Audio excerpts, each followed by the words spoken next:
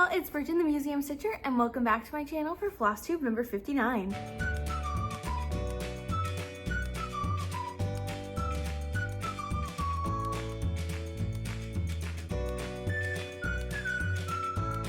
It's another Flosstube episode around here. If you're new, hi, my name is Brijin. This is my little corner of the internet where I talk about my crafting life, mostly about cross stitch, but today we have a little bit of cross stitch and a bit of other crafts. I consider myself multi-craftual. I tend to work on a lot of different things when the mood strikes. Cross stitch is my primary hobby, but I have a lot of different other interests, and over the last several weeks, my quilting bug has bitten me back again, and I've done a lot of knitting. So we're gonna be chatting a lot about all of the different things that I have been up to over the last month since I last filmed, and I'm just really excited to get into it.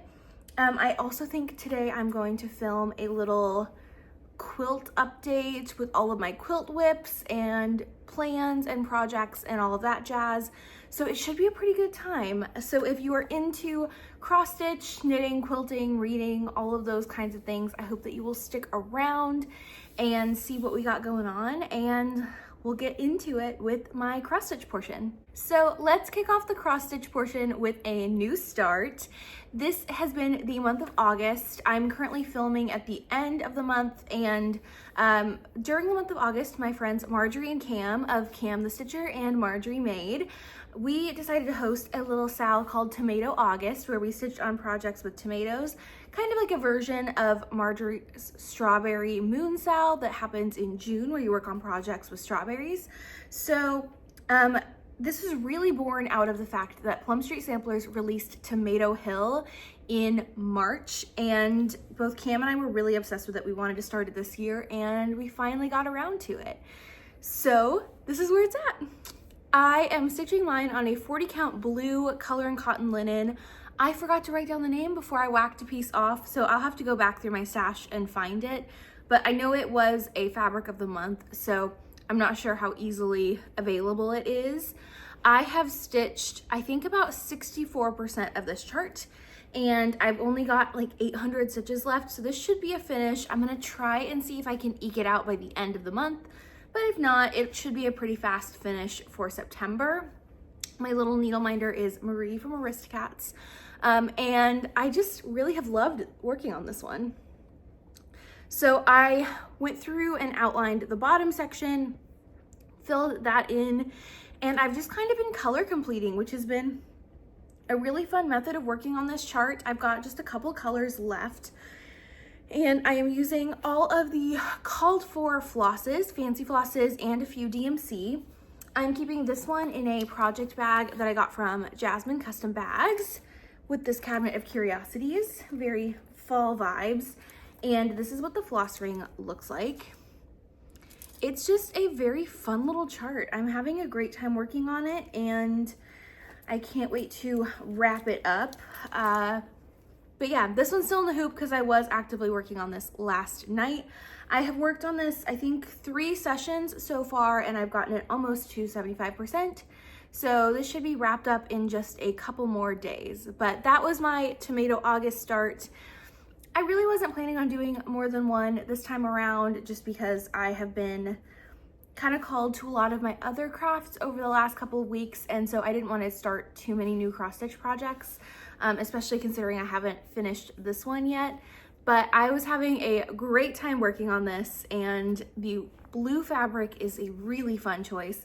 My thought process was kind of like, we have the grass down here and now this is the sky behind it. I think it's pretty fun, and I think the white floss that the house is made out of is going to show up really well on the blue background.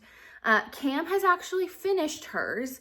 You can go check out her Instagram. She actually just posted it today, and she stitched hers on Spicy Mustard by Fiber on a Whim, which is a gorgeous yellowy green fabric, and so hers looks really, really cool on that. But I wanted to go with a little bit of a blue vibe because I thought it was kind of fun. So that is my Tomato Hill by Plum Street Samplers, and that is how we celebrated Tomato August. So you'll have to let me know down below if you stitched anything for Tomato August and what your favorite tomato chart is. Next up, the project I want to show you isn't actually one that I've worked on, but it is a project that I have adopted from a friend. At the end of last month, the end of July, I went down to Elizabeth Ann Can Stitch's house, which if you haven't heard of Elizabeth Ann Can Stitch, she's one of the best floss tubers out there. I've loved her for a really long time, and I can't believe we're friends. But she invited me and my friend Elizabeth of Frizzy Lizzy Stitches down for a fun retreat weekend at her house.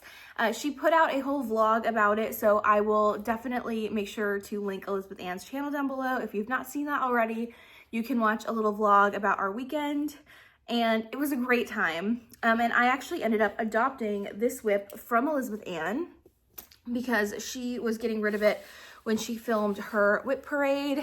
She had a kind of a council of floss tubers, of floss tube friends, to help her talk through her decisions in keeping and getting rid of projects. And when she was getting rid of this one, I kind of volunteered to take it and finish it up. I'm gonna make a few modifications to this one just to suit my personal style, but this is Anne Tobley 1802. It's such a cute little chart. And this is where Elizabeth Ann got it to. So this is my starting point for the project. I am planning on just keeping this an alphabet sampler and not doing any of the motifs.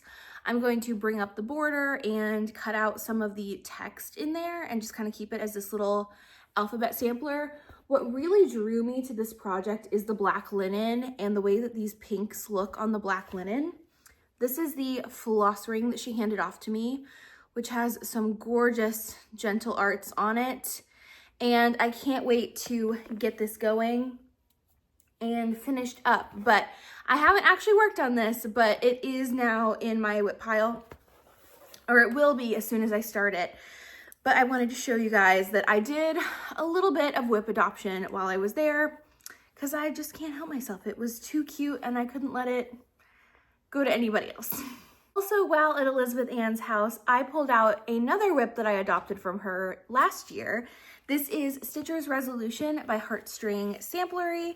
I started working on this on June 9th of 2024 after Elizabeth Ann had gotten a little bit done on it.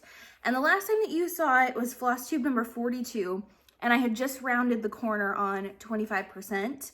It had about 1,600 stitches in on it, and it's being stitched on a 36 count mystery linen from Zweigart. My best guess is Winter Moon, possibly.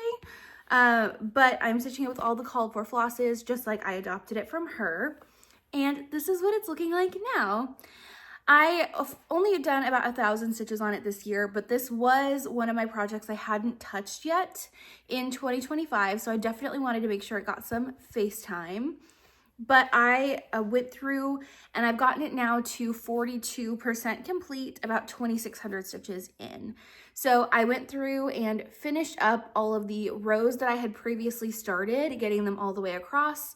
And I did a little bit of work on this border here, but it's looking really good. I'm really excited.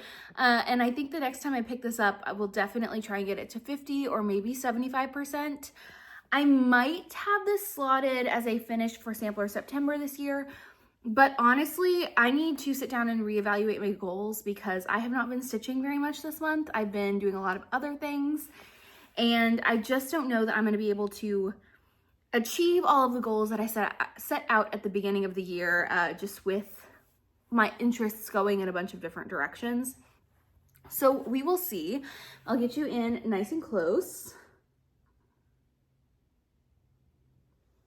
It's just such a cute one. I think it's a really fun chart. I like the quote on it about stitching and not doing housework because you're stitching. I think it's a really great project. I'm stitching with one strand on 36 count linen, and I'm keeping this one in a project bag that my friend Maddie of Kitty Stitch made for me last year with all these sewing notions. I've got my chart and my floss ring in here, and I just really have enjoyed working on this. It's a very easy project.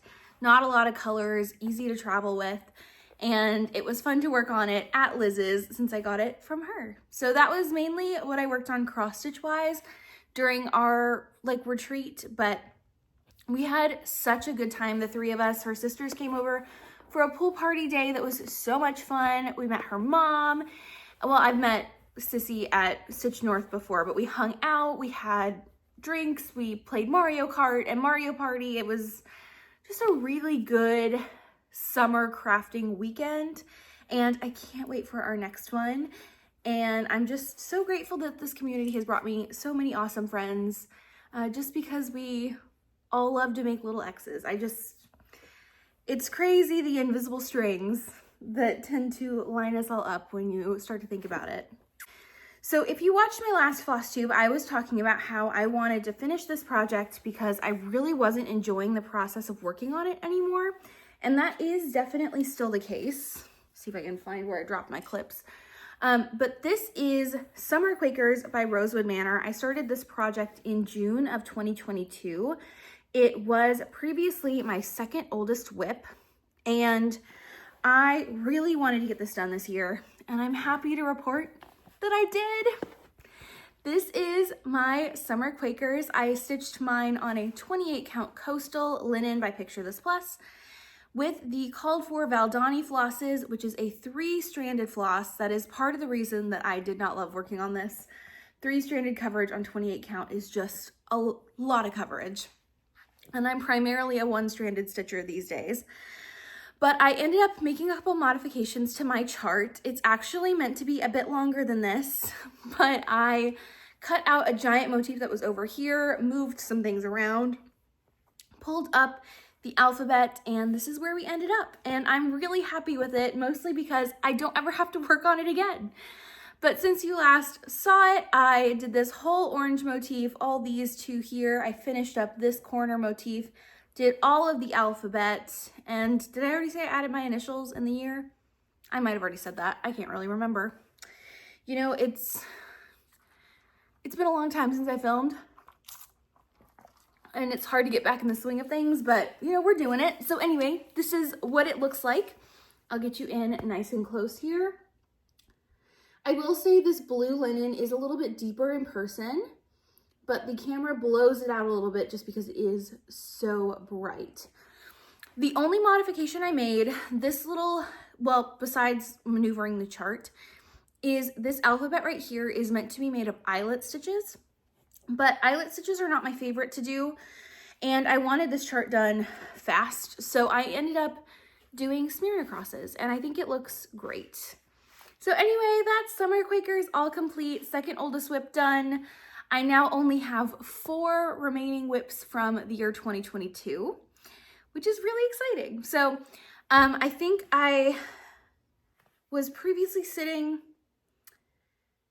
at 64% complete. So I wrapped up the remaining 35%.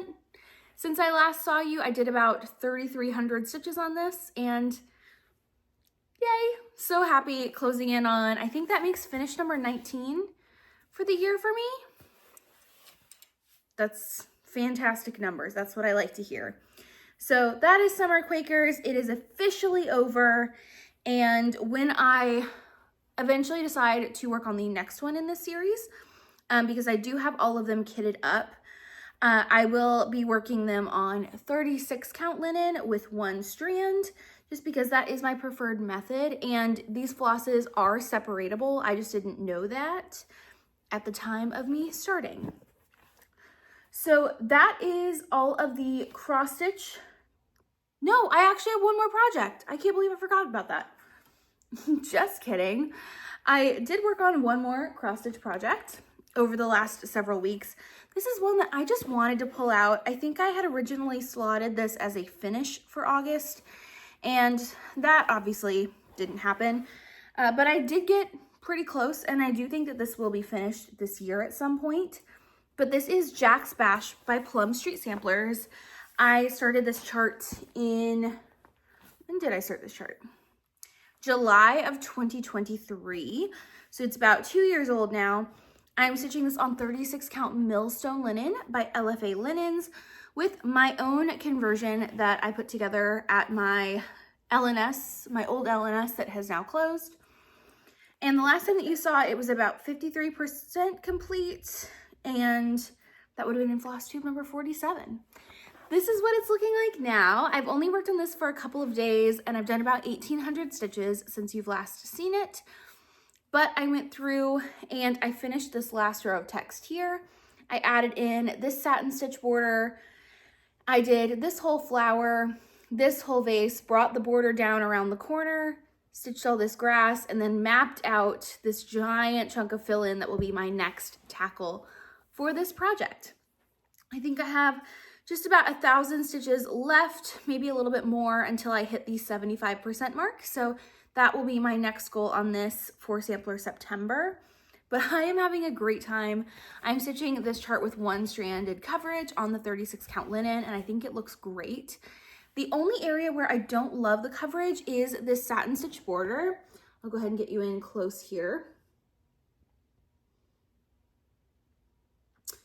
And it looks fine on camera and when I step back from the project, but when you get up close, it's a very sparse satin stitch, and I just don't know that it looks 100% right. Now, I also don't know if it'd be right if I added another strand of coverage. I think it might be too thick compared to the 1-stranded coverage of the rest of the piece. So I might leave it. I have one more satin stitch border underneath this alphabet. This is another chart that I modified the design. It is originally longer, and there is another section with 2 people and some trees and a house maybe. But I decided to cut out that section, shrink the side borders, and just keep the chart a little bit more square. So getting to the bottom is really exciting. And that's definitely something I enjoy doing, is modifying charts to fit my personal style a little bit more. But I love how this is looking. I can't wait to finish it up. And I think I've only got like 4,000 stitches left, if not less than that. I'm really excited. The biggest daunting part of this to finish up is the over 1 verse. There's quite a long over 1 verse down here, but I think that will go pretty easy considering it's all one color. But this next section of fill-in I will do in hand with 1 strand, and that should go really fast. Then I've got the 2 people here and here, and then it's just that quote. So it's coming together, but I am really excited to get this one all finished and ready to go. So I definitely think I will be working on Jack's Bash at my next retreat, which is going to be the Harvest Moon Hangout hosted by Lindy Stitches. I'm really excited for this one. There are some great guest designers and some awesome classes being offered, one of which I'd like to tell you about right now because I went ahead and took it early. But I'm really excited. This is the Spooky Starburst project bag by my friend Carrie of Tiger Lily Designs. I've known Carrie for years now, and she is such a sweetheart. Her bag patterns are great. I've made a lot of them over the years, and she reached out and asked me if I would like to pre-stitch her class kit for this project bag right here, and I, of course, said yes. Now, the original design is a little bit different. I'll walk you through what I did in my modifications, but I absolutely love how it came out. I'll get you a little view of the inside. She has 2 options for finishing the bag included in the pattern, one of which you do it like I did, where you have 2 strips of binding on the inside, and then another version where you actually have your binding on the outside of the bag so it's more visible. It originally has a zipper that sits on the front of the project bag, kind of like the way this one does, but it would just be a little bit taller. But I decided that I wanted this to be a top zip project bag, mostly because I didn't need the extra few inches of space. I'm a hoop stitcher, so I don't tend to have a giant frame with my project bags. So I wanted to kind of shrink it a little bit. So I decided to modify the design to add a top zipper. So what I did is I ended up trimming my zipper to 1/2 inch under the size of my bag before I sewed it, so that when I sewed at a 1/4 inch seam, I wouldn't sew over my zipper. I used the leftover binding fabric and made these 2 little zipper tabs, sewed them onto my zipper, and then attached my zipper to the bag, and then sewed up the side seams, and then added my binding. And so it was really easy. The only thing that was a little bit more difficult with this construction was doing my zipper top stitching, just because the construction of the bag has you sew together the front and the back before you quilt your panels. And that was probably the only part that made this bag construction difficult for the modifications I chose. If you go according to the pattern, this will be very easy. This front panel right here is made using foundation paper piecing, which sounds kind of scary and a little intimidating for beginners, but I think foundation paper piecing is actually one of the most beginner-friendly quilting methods because it is so hard to mess it up. I'll pop in a picture here, but I laid out all of my fabrics and then I just attached them one by one. You essentially make 4 blocks of quilt, like 4 quilt blocks by laying out your 4 paper piece sections and then sewing those together. And then you get to cover up all those seams in the middle with this little fussy cut center circle. In the pattern, Carrie fussy cut a little clown hat pumpkin, but I loved this black pumpkin fabric so much that I fussy cut that. And then you add some chenille and fluff that up so you get this really cute little chenille center. Is my circle stitching absolutely perfect? No. Do I care? No. And then I just quilted the back with diagonal lines. That's my favorite quilting look. And then for the front of the bag, I just echoed the stitching lines and it came out really nice. It was a very easy bag. I put it together in about 2 evenings of probably total 5 hours. I did take some clips of me sewing the bag, so if those are usable, I haven't reviewed the footage, I will insert that here, but if not, I definitely highly recommend this class. If I am not mistaken, I posted about this on Instagram on the release day of the Harvest Moon Hangout tickets. I believe the kitted class using this specific fabric has already sold out, but I think that you can still get PDF class ticket options, which will include the PDF for the pattern, and then you can use your own stash fabrics. I think this would be a really easy bag to make out of fabric scraps, and you can fussy cut anything for the center, including some cross stitch if you have like a little small or a chunk of a piece that you UFO'd. I think this would be a great use for that here in the center. But the fabric line used with this is a Halloween line from My Mind's Eye, if I'm not mistaken, and if you asked me to pick my perfect Halloween fabric, it would be this. It's pink, it's orange, it's cute, but it's not overtly scary. It's not, I'm not like a huge vintage Halloween person.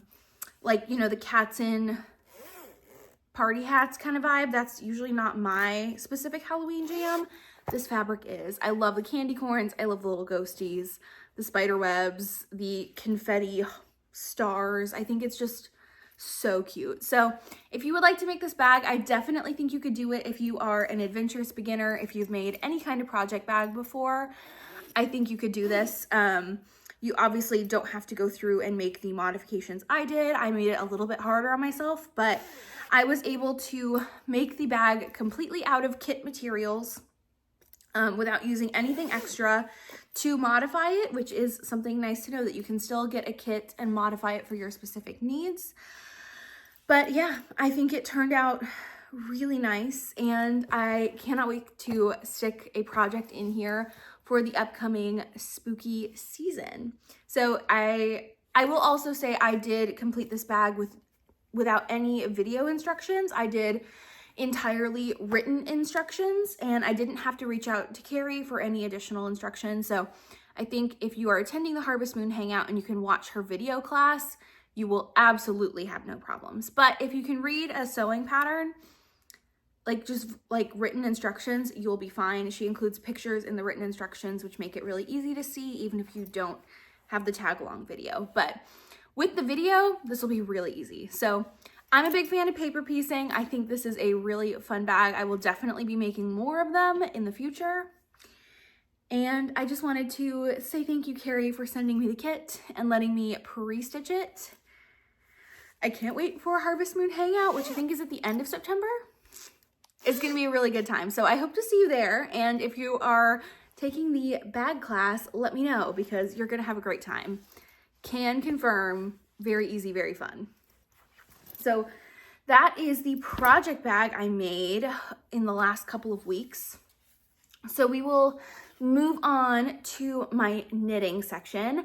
I did a little bit of knitting when I was at Elizabeth Ann's house, and I've got a little bit of plans to share with you, upcoming stuff as well. When I was at Elizabeth Ann's, we went to a little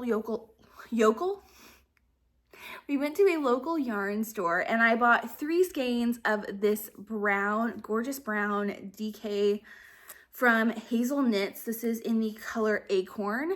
And I bought this to knit a shawl that I can wear to work in the winter. Where I work, we have a fancy event in November that I usually have to work, and I just don't want to wear like my regular everyday cardigans to it. So I wanted to knit a fun shawl for that.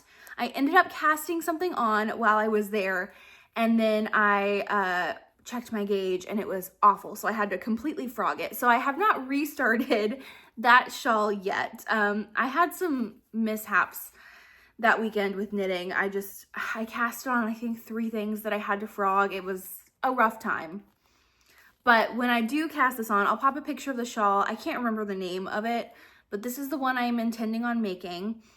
And I think it's fun. It's by Isolde Teague, who is the designer of the Musselburgh hat, if you have made one of those or are familiar with that in the knitting world. But I did kit up a shawl with this gorgeous brown color. It variegates from like a dark, almost black brown to a light brown.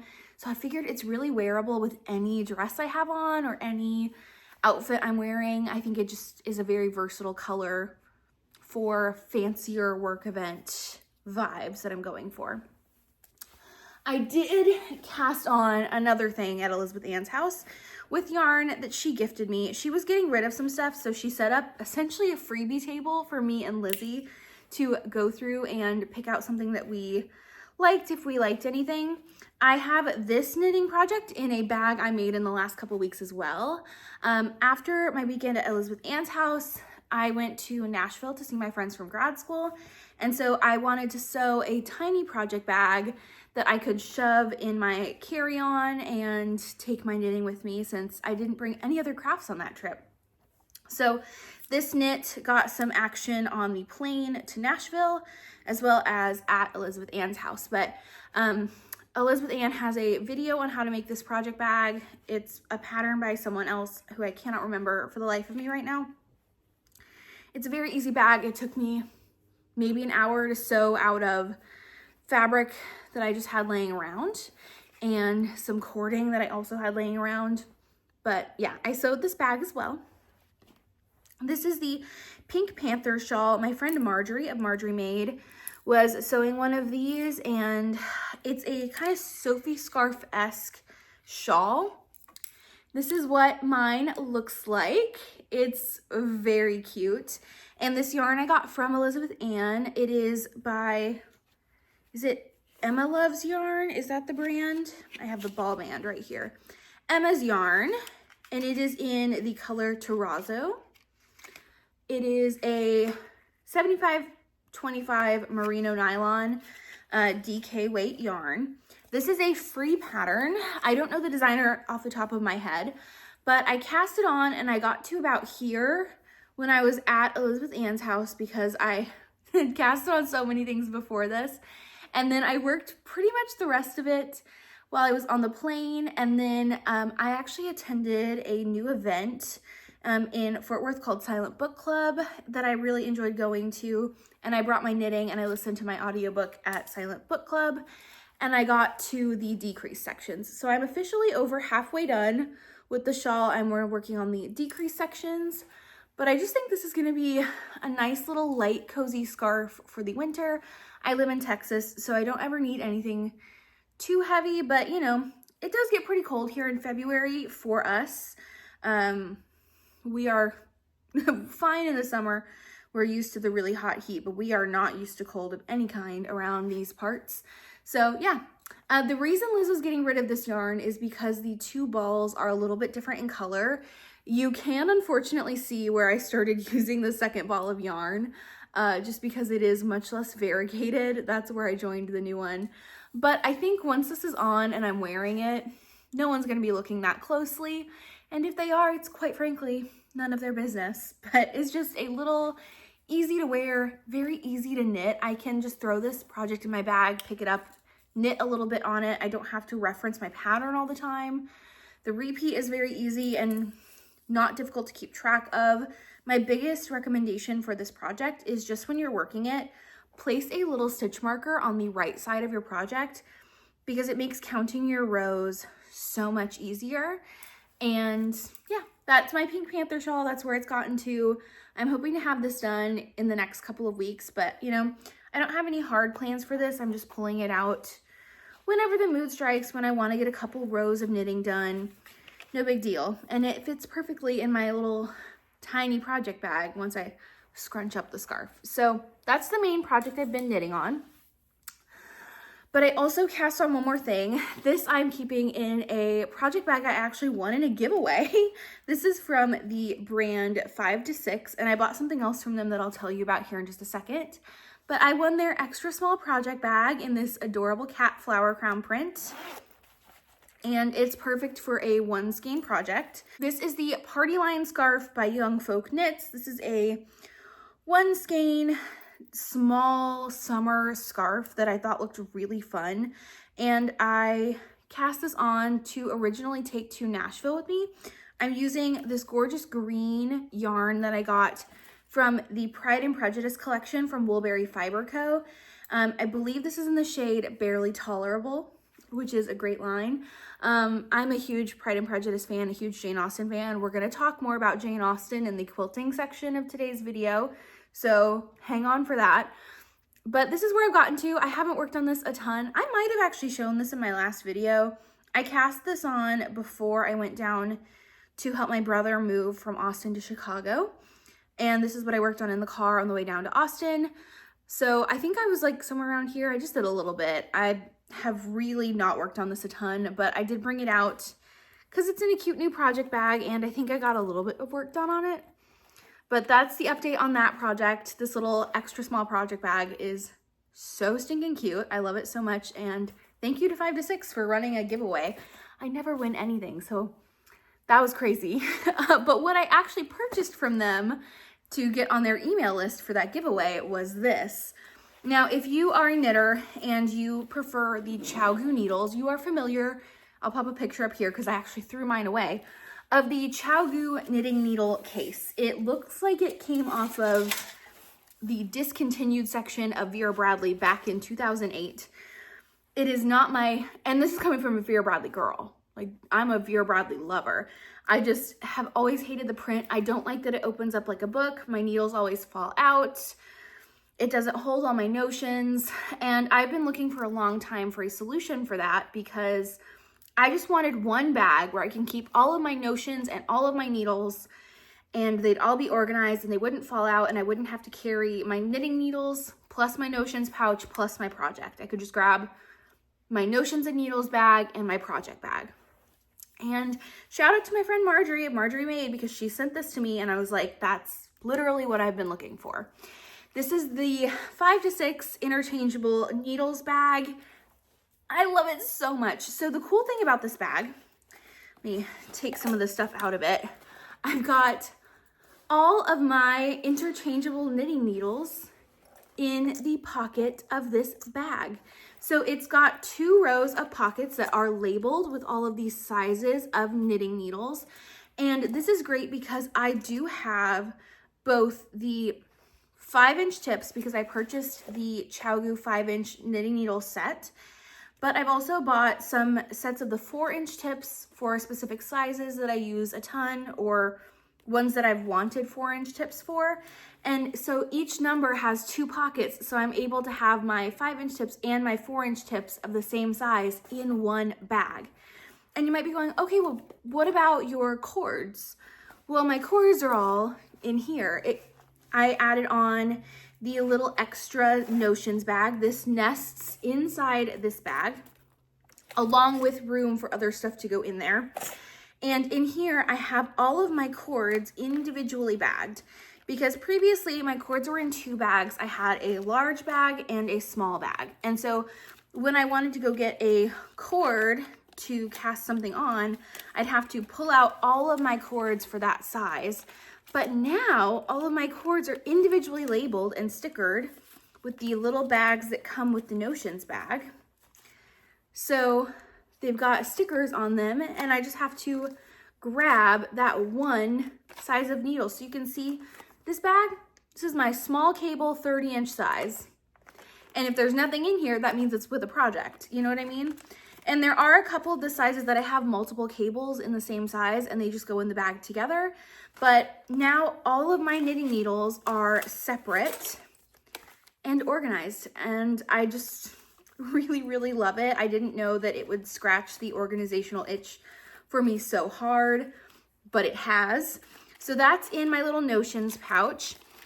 In there, I am also keeping some stitch markers, which I put in another one of these little Ziploc style bags.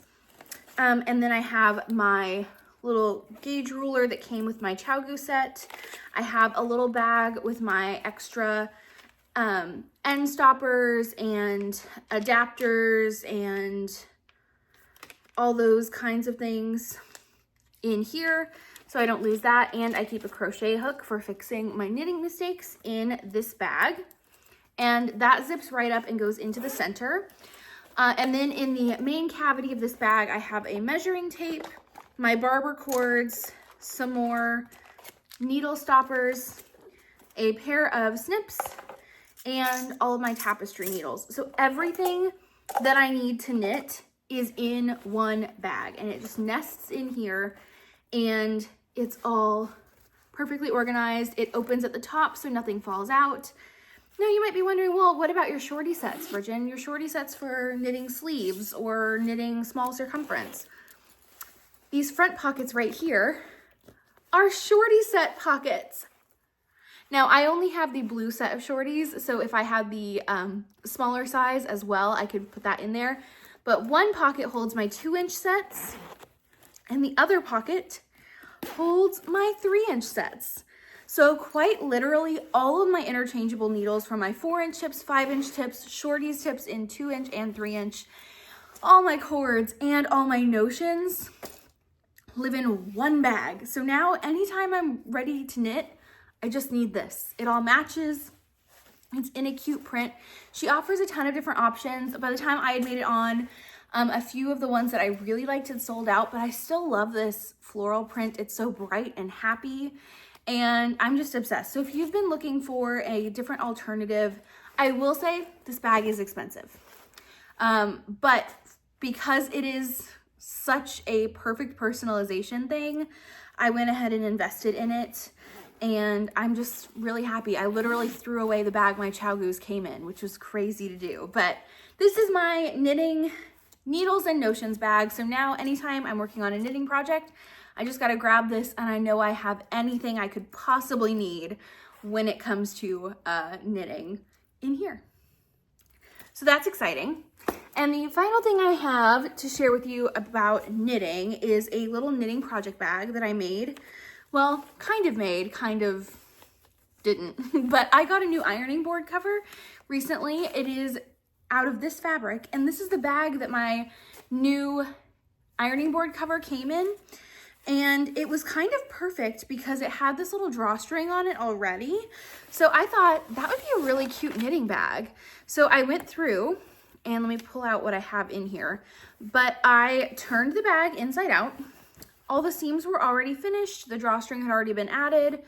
And I went ahead and I boxed my corners. So I trimmed a square away of fabric from each corner, folded them in together, sewed down the edge, backstitched really good, and then trimmed them with my pinking shears so they wouldn't fray a ton. Added a little bit of fray check to the bottom and boxed out my corners. So now this little bag that came as an ironing board cover is now a boxed corner knitting bag, which is so cute. So I have the yarn in here for, oops, sorry, hit you a little bit there.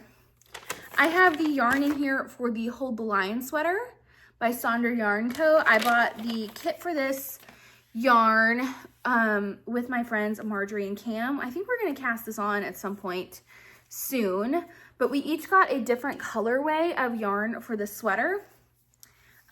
This is the colorway I got, which is this gorgeous teal and this green. We all got some variation of like a pukey green. This is like an olive oil color that I got, and we're calling it our pukey green knit along. So we kitted these up, I think last year, so we still have to cast them on. But I thought this strawberry bag would be perfect since I'm knitting it along with Cam and Marjorie, and the strawberries remind me of them. So that's also a little fun thing, is just to get a little bag that you think might be perfect, box out the corners, an Insta knitting project bag. And that's officially everything knitting that I have done over the last couple of weeks. I will share with you a little bit of my sewing haul, and then we'll launch into quilting, if that sounds good, next. So when I was visiting Liz down in Austin, she took us to her local sewing shop, which is Austin Sewing, if I'm remembering correctly. It was a very fun trip. I went a little crazy in there and brought home a lot of sewing goodies. I got some Tula Pink Sally Tomato hardware. This zipper I thought was really cute, and I'm planning on making a besties bag with that. And then I got some various half yards of fabric. I got some Ruby Star of their new webbing.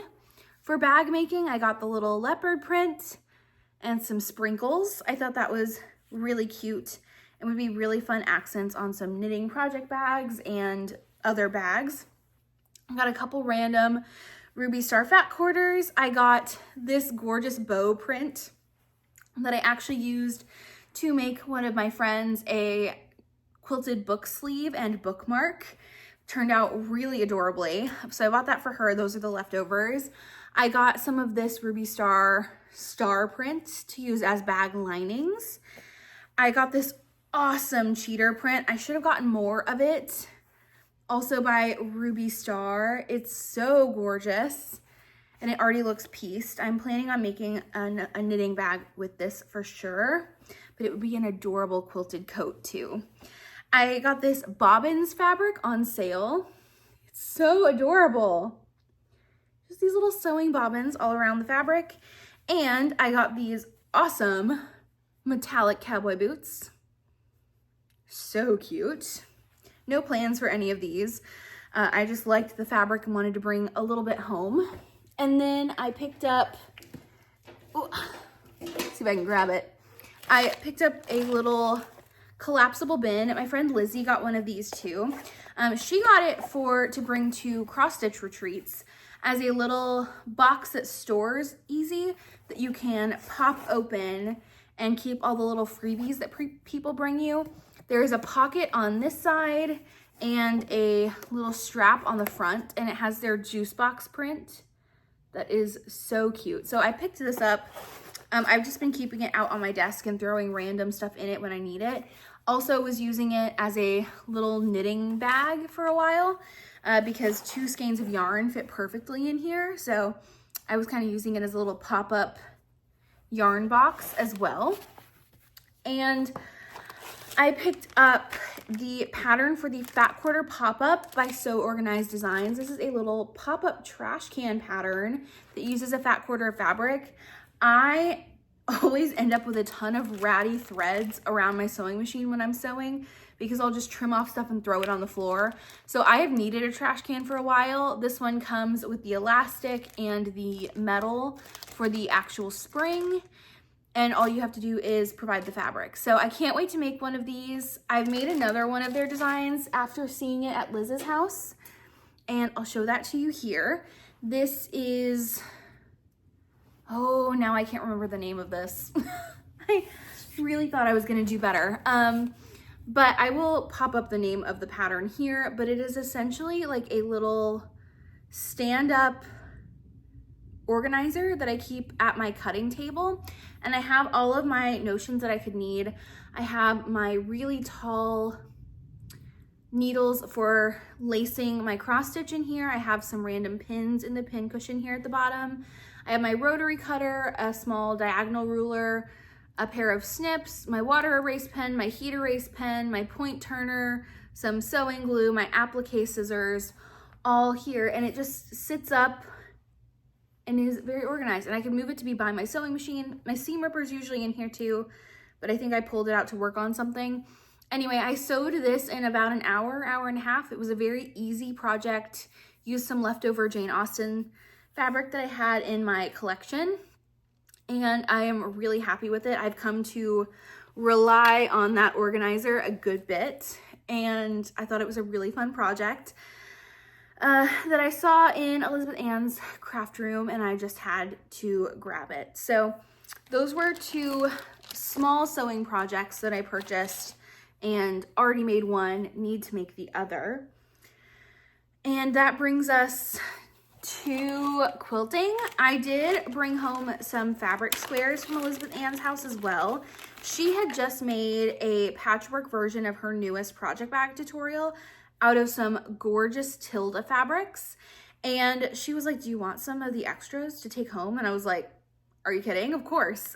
So I brought home the extras of her patchwork bag. So I'm going to make myself a patchwork Tilda bag. I just have to provide my own interior fabric and binding fabric, which I can do. I think I have some leftover purple from my Taylor Swift quilt that will be perfect. So I brought those home, and after sewing my Carrie project bag, I was in such a sewing mood that I decided to pull out an old quilt, and I completely finished it, sent it off to the long armor, and got it back. So we will launch into the quilting section from here. So when I felt the urge to quilt something for the first time in, I think, about 2 years, I knew instantly I had to finish a quilt whip that was languishing. I will see if I can find a picture of where it was when I pulled this out a couple weeks ago, but this is the Aster quilt by Heather Peterson of Anka's Treasures. And I kitted this quilt up in 2021 when she was running a quilt along for it. It was a 7-week quilt along, and I started it with the quilt along, intended to finish it, and then never did. And it's just been sitting in a project bag, languishing, since probably December of 2021. I think I had made it through week 3 of the quilt along, if that. And so when I pulled it out, I decided to just make like a couple squares, and then a couple squares turned into a couple more. And then it was all I could think about doing. All I wanted to do was quilt. I couldn't stop. And I got the entire quilt top finished. I sent it out to my long armor, and it's back. So it is a fully usable quilt now. I'll pop in a picture here of the finished quilt top. I am using the Indigo Blooms fabric that is the model quilt was made with that. But this quilt is made up of each of 12 of these star blocks, which are super intricate. There are a ton of points that match up in this quilt. It uses a lot of pretty intense piecing methods. This would not be a beginner friendly quilt, but it is one that I wanted done. And I'm happy to say I think I only chopped off 1 point on accident in this entire quilt. So eek, it's done, it's back, it's quilted. This is the backing fabric. I ended up going with this gorgeous, I'm not sure if you can really see it, but it's this like wavy floral pantograph. My quilter is Heirloom Long Arm Quilting by Sherry. She does the quilting out of her house, and she's quilted all of my quilts, so has done a fantastic job. And the reason I love sending my quilts to her is, number one, the quilting is always fabulous. And number two, she actually offers binding services. So she applies and stitches down the binding on all of my quilts. So when they come back to me, they are fully usable and I don't have to do the binding, which to me is worth it because I don't love binding quilts. But I think it turned out so good. She even made and attached a label for me, and my Aster quilt is all done.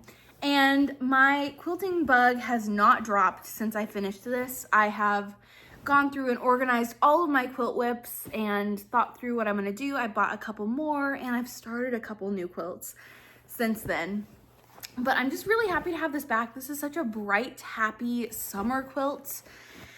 And I just am really enjoying it again. And it's fun to pick up hobbies that you thought you hadn't come back to. I also, in Taylor Swift news, got back a quilt that I had sitting in a box for several years. If you've been following me for any length of time, you know in 2023, I started a quilt inspired by the surprise set of the Eras Tour. So every night of the concert, Taylor would come out and play on the acoustic set 2 songs that were a complete surprise every show.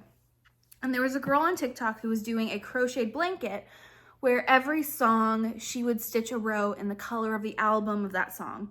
And I thought, that's fun. I want to do that in a quilt. So I did. And I did a ginormous quilt with each block being a night of the Eras Tour of the US leg. And the outer fabric was the first song she played of the night. The inner fabric was the second, or vice versa. I can't really remember. But yeah, so I did. And I finished the quilt top, I think in 2023, maybe a couple years ago. I finished the quilt top, put it in a box to send it to my long armor, and forgot about it. And so I sent this off when I sent off my other quilt, and she got it quilted. You can see the pantograph I chose is this kind of cloud sparkle one that gave me lavender haze vibes. I will pop in a picture of the full quilt here. I'm gonna go out and take some pictures of it this afternoon. But the real showstopper of this quilt, besides the fact that I added hearts for special tour dates. So this block right here is the Arlington Night 1 show that I attended, which has a little heart on it because that was my Eras Tour night. But the coolest part about this is that when I pieced the backing for this, I did a color blocked backing that looks like, it's so hard to show a quilt on camera, but it actually looks like the Eras Tour poster. So you can see like Debut, Fearless, Speak Now, Red, 1989, The Giant, Chunk for Midnights, Lover, Reputation, Folklore, and Evermore. It's so much. But I pieced the backing to look like the Eras Tour poster, which turned out so good. So this is another one that is added to my finished quilt repertoire. At the top and bottom, I sewed border strips with the colors of each album. Again, at the time I finished this quilt, Tortured Poets had not been announced yet, so it's just her first 10, but I'm really happy to have this quilt officially done and back in my possession since I finished it forever ago and just totally forgot to send it off and get it quilted. She actually also went ahead and made a label for me for this one in the folklore corner. But yeah, that is my Eras Tour surprise song quilt back from the quilter. And those are the 2 recent quilt finishes I have had, but I did start a new quilt. This is the Jane Austen 250th anniversary block of the month quilt by Lori Holt. When I saw this quilt, I knew I had to have it. Have I ever done applique a day in my life? No. Was that going to stop me? Absolutely not. So I bought this quilt kit and read through the instructions, watched a lot of videos, and here we are. And I finished month 1 of the quilt along. I appliqued, guys. This is the Chawton block, which is the center block. This quilt kit uses a lot. It uses a lot of different fabrics. It uses a lot of different measurements. You kind of have to buy it as a kit because I think kitting it up yourself would be much more expensive and much more difficult. But I learned a lot. I don't know that applique is gonna be my favorite thing to do ever, but I think I can do it long enough to get this quilt finished. So I got all of my pieces organized and cut for the entire quilt except for the borders. I just went ahead and completed the sections for the applique. So I went through, I sewed all of my pieces to the interfacing, flipped them out, pressed them, glued them onto this arrangement, and I went ahead and machine appliqued mine. You can stitch your appliqued pieces onto the background fabric by hand or by machine. I went ahead and did by machine because I don't have enough time to sit there and hand sew this whole thing, but I think it turned out really well. My one major complaint with this quilt along is that the free pattern for this does not include any of these spacing measurements. So when you make all your shapes, you lay them out on a plain square fabric that doesn't have any additional stuff on it, right? So the unfortunate part about that is that, like, I don't know how much of this is supposed to overlap. I don't know how much of the stem is supposed to show. None of that is given to you in the pattern measurements, which is unfortunate. So I kind of eyeballed it, which is what they told you to do in the video, and I think it looks okay. Is it perfect? No. Is it completely even? Also, no. But I think it's good enough.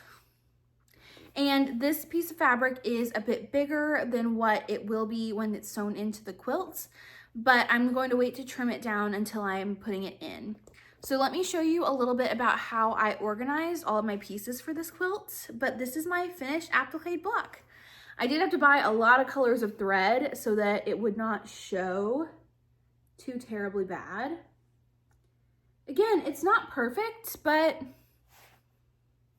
it's quilting. And I think at the end of the day, when this whole quilt is done, I think it's gonna look fantastic. And my pieces aren't going anywhere. They are appliqued down, they are on there good. And I had a great time working on it and flexing a new muscle, learning a new skill. I have all of my pieces for this quilt organized in 2 scrapbook bins. So these are clear scrapbooking bins. I got mine at HEB because I'm a true Texan. But this is where I've got a picture of the finished quilt, and I have all of my pieces organized by month of the sew along. So I've used these extra Amazon project bags that I've had for cross stitch, and inside each one of these is the interfacing pieces I need for that block. I've gone through and I've traced all of my Sew Simple shapes out onto my interfacing and cut them all out ahead of time. So all of that is done for the whole quilt. And then I have all of my fabric sections for each fabric. I went through and followed the cutting instructions in the pattern. And so this is all of the fabric pieces I need to make all of these applique blocks. I still need to trim down all of my background squares and my border pieces, but all of the applique blocks for the next 9 months of the quilt along are completed and stored in this first bin. I have this in 2, like I said. I also have all of my border leaf pieces. There is a border that is 72 appliqued leaves. The unfortunate thing about the planning of this quilt along as well is that once the quilt along really just includes all the applique things, the final month is all of the borders for the whole quilt, and there are a lot of borders. So I'm going to start prepping all of these leaves for this border, doing all of these quarter square triangles for all of these borders. I'm gonna start building that into my monthly quilt along schedule so that when it hits the end of this, I am not left with a ton of work for the final month. So I'm gonna start working on these appliqued leaves next month. I have all of my straight bias binding made and put on this little cardboard spool, and I've gone ahead and prepped all of my bias cut binding as well. So this tub is all of my applique block pieces, and the second tub is all of my border fabric that I have not cut into yet. So that's this one right here. I have my Sew Simple shapes here as well. I saw someone online that takes her templates for applique and she punches a hole in them and then puts them on a binder ring, and I thought that was kind of genius. So I went ahead and did that. All of my shapes are on here so that if I come to a month where I need to cut a couple extra or something happens and I miscounted, which is totally fair, it happens, I can just run through, they're in numerical order, and I can find the shape I need. So that's how I stored my templates. I have my extra green fabric, my extra of this. I have a tub where I have put all of my extra fabric from cutting all my applique blocks. There's gonna be plenty of extras from this quilt, so at the end of this, I will definitely have enough to make a scrap quilt out of all my extra fabric, but I've got all of my whole pieces here. In this bag is all of my border fabrics. so I can cut those later. I am gonna wait to do that until it's time for me to work on those sections. But that so far is how I'm organizing this quilt, and I'm going to attempt to keep up with the sew along. I know I had just shown you a finished quilt, my Aster quilt, that was a sew along that I fell off the rails of. And while that is definitely a possibility, I think because this quilt along is monthly and not weekly, I am much more likely to keep up with it because I have a little bit of wiggle room in when I work on it. And if I know I'm gonna have a busy month, I can always work ahead because the pattern has been released in full. So that is the Jane Austen Block of the Month quilt, and I am so far really excited. And I'm going to, I don't know quite how I'm gonna store this block since it's so big, but it was very nice to get the big complicated block out of the way. And next month I will be working on, I think, 4 much smaller blocks.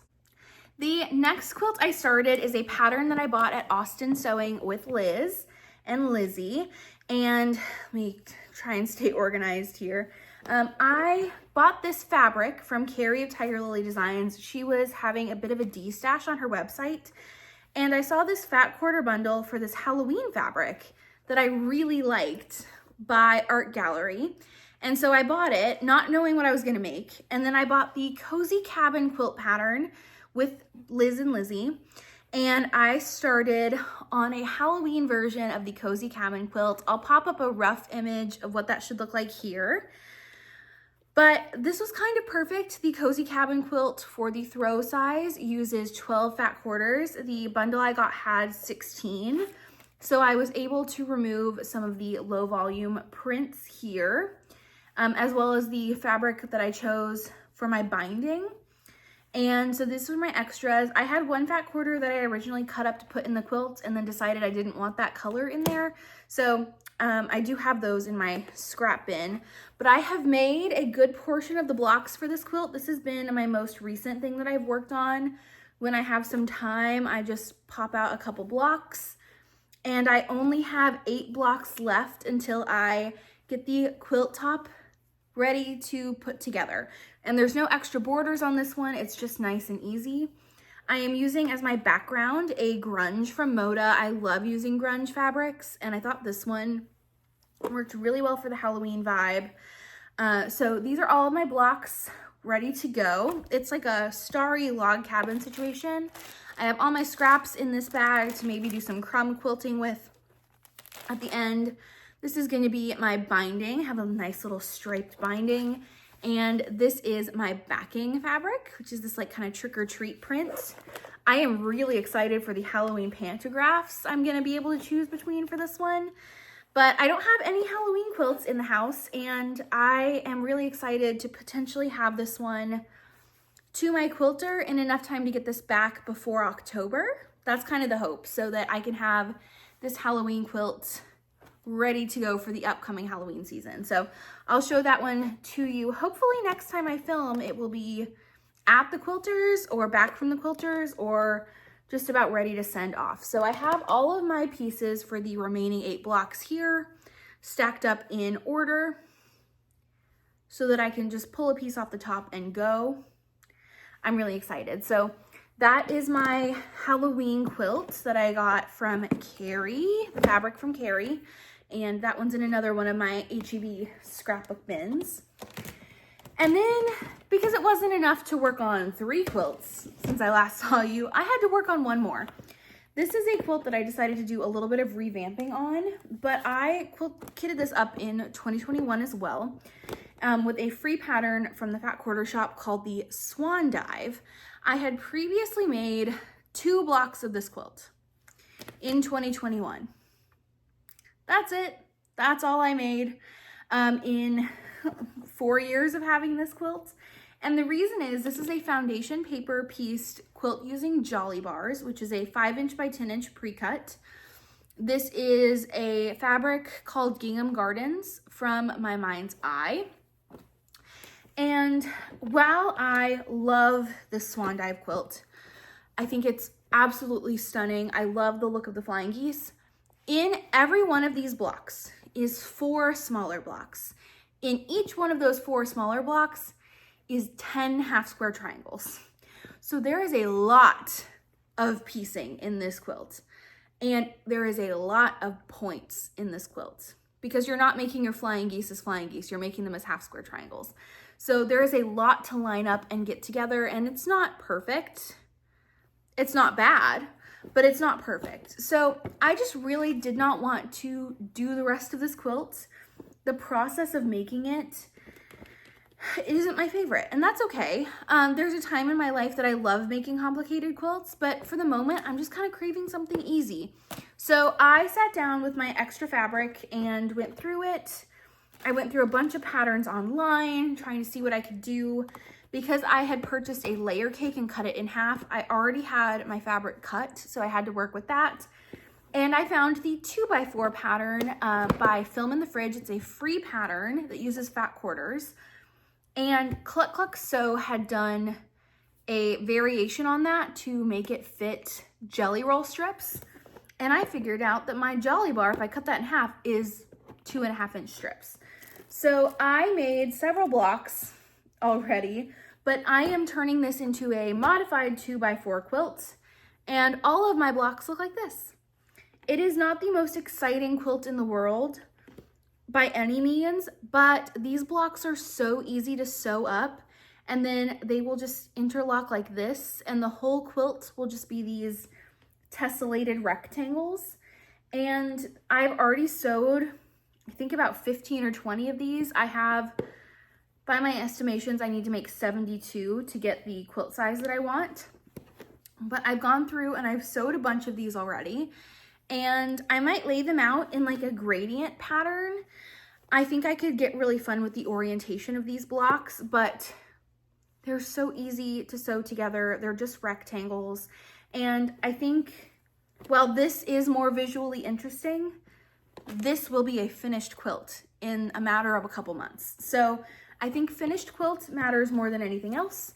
And I have these 2 blocks that I can sew into a tote bag or use for something else. So my tastes have changed a little bit since 2021, and that's okay. So that is the final quilt that I worked on in the last couple of weeks. And that is officially everything I have to share in this floss tube. I think I read a couple of books as well, but I honestly need to stop talking for a while. So that is it for today's floss tube. If you made it to the end, go ahead and leave me some tomatoes or a spool of thread emoji if you've made it this far. I highly doubt that you have, because I have been yapping for so long, but that's what happens when you haven't filmed in a month and you've done a lot of other stuff in the meantime. So if I left something out, I will definitely catch it next time. But for now, I think I'm gonna go curl up under one of these new quilts and take a nap. I will talk to you in my next floss tube in September. Happy Sampler September starts next week. I am looking forward to getting back in the groove of stitching regularly and quilting a little bit more and just focusing on whatever craft sounds fun in that moment. So that's everything. Happy stitching, happy crafting. I will talk to you all in September, and have a good one. Bye.